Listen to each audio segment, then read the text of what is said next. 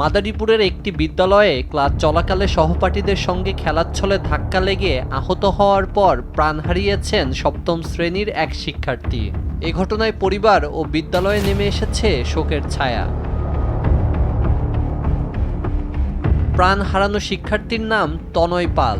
মৃত্যুকালে তার বয়স ছিল ১৩ বছর। সে মাদারীপুর শহরের কুলুবদি চৌরাস্তা এলাকার বাসিন্দা এবং ইউনাইটেড ইসলামিয়া সরকারি উচ্চ বিদ্যালয়ের সপ্তম শ্রেণীর ছাত্র। শুক্রবার বিকেলে রাজধানীর পপুলার হাসপাতালে চিকিৎসাধীন অবস্থায় মৃত্যু হয় তনয়ের।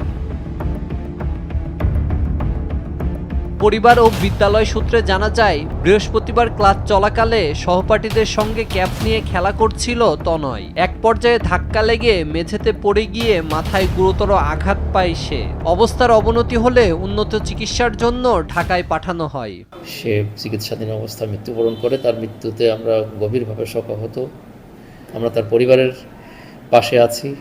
আমরা হাসপাতালেও সার্বক্ষণিকভাবে তাদের পাশে ছিলাম এবং আগামীতেও তাদের পাশে আমরা থাকব।